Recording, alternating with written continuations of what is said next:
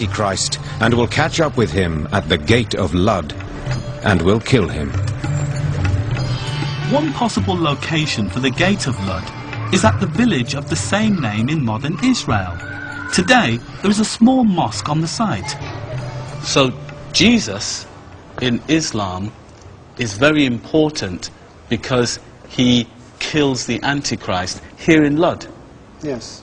This is absolutely true. Jesus, who is the son of Mary, may he be blessed by God, is one of the prophets that we believe in, and that is our conviction. Similar to Christian prophecies about the end times, Islam also talks about a day of judgment, for which there will be many signs, one of which will be the return of Jesus.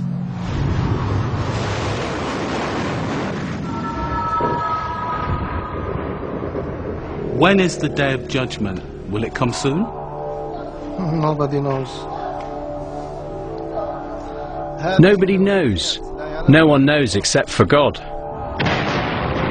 The Islamic prophecies also predict a series of cataclysmic events, including a great war. On one occasion, the Prophet Muhammad is reported to have said, "The hour will come when violence, bloodshed and anarchy become common.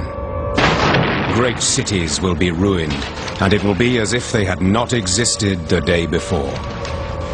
There will be years of deceit, when a truthful person will be disbelieved and a liar will be believed." I think that we should find ways in which Jesus helps us to live together better. Do you think that we can agree on the teachings of Jesus, that Jesus wants peace, justice, and wants all people to have a good life? نحن المسلمين ننصح المسيحيين. We Muslims advise Christians, or rather the people of the West, to pay attention to the teachings of Christ. Otherwise, peace will not exist among those peoples. بين هذه الشعوب. الحضارة الأمريكية الآن أيضا وهي حضارة ترفع لافتة. Today, American culture has taken up the slogan of evangelical Christianity. It's a culture of annihilation, invasion and domination. I don't need to remind you about what is happening in Iraq and Afghanistan. This is domination over those people. They are spreading injustice, killing people, making women and children homeless. All is done under the name of religion. Do you think Jesus will come back soon? We hope so. We hope so. نحن نتأمل أن يأتي الفرج و We hope so. We hope so. We really hope so. We want Jesus to save humanity from injustice. After killing the Antichrist in the run-up to the Day of Judgment, Muslims believe Jesus will then live for another 40 years, have a wife and children, and die a natural death. There is even a tomb awaiting him in Medina, next to the grave of the Prophet Muhammad himself. So, in Judaism, they have no place for Jesus. The Christians say Jesus is the Messiah. You're saying Jesus is a Muslim. Which one is correct? عيسى بن مريم عليه السلام كان من بني إسرائيل. Jesus, the son of Mary, God bless him, was from Israel. But the Jews claimed he was a liar. The Jews also gave him several characteristics that are shameful and are inappropriate for a prophet. For example, they said he was the son of a woman who committed adultery.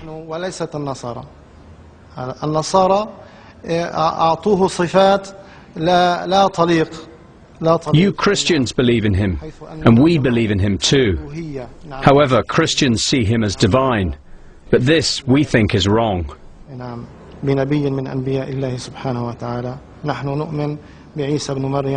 We believe that Jesus is a Muslim prophet and that he will come back at the end of time to support Islam and to become its advocate and preach the word of truth.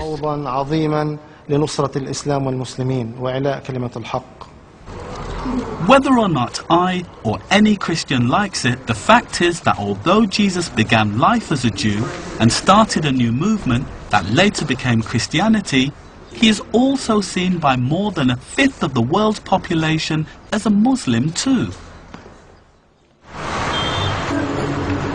In the next part, I investigate how, like me, a famous Indian leader also searched for the real Jesus, and how he transformed Jesus' teachings into one of the most effective political weapons of the 20th century.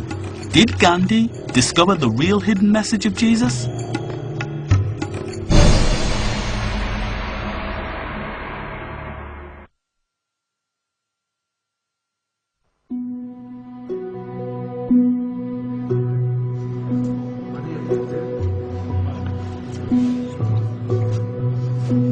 Bethlehem in modern-day Palestine is the traditional setting for the nativity story, the one Christians celebrate at Christmas. Every year, thousands of pilgrims come here to visit the church and to see the crypt where they believe the story began. For many of these people, it is a profoundly moving moment to kneel and touch the place where Jesus is supposed to have been born 2,000 years ago. But who is the real Jesus? What I have discovered on my journey is that there have been many saviour gods in religions all over the world, very similar to Jesus, and many of them predating Christianity by thousands of years.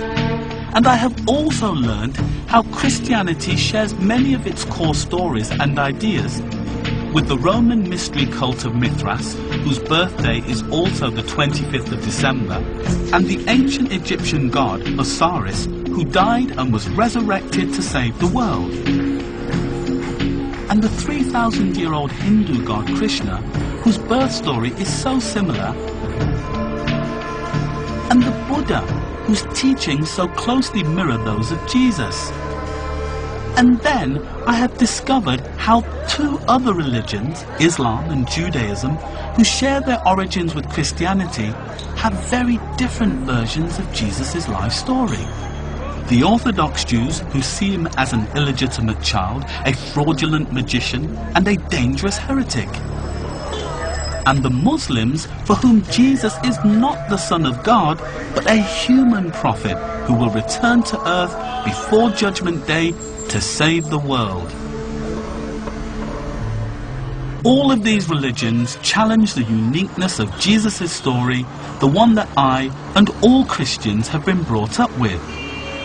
But I still felt that Jesus and his real message remained hidden. While I was in India, I discovered that there was another person who'd been on a very similar journey to me, searching for the real Jesus. He was one of the 20th century's most famous political leaders, a man who confronted and defeated the British Empire, Mahatma Gandhi. Although Gandhi was born a Hindu, he claimed he got great inspiration from Jesus' teachings. Professor Tridip Surhood is an expert on Gandhi's interest in Jesus. I met him at the Sabarmati ashram in Ahmedabad, Gandhi's former home. He's not interested in the historic Jesus. He is not really interested whether there was an immaculate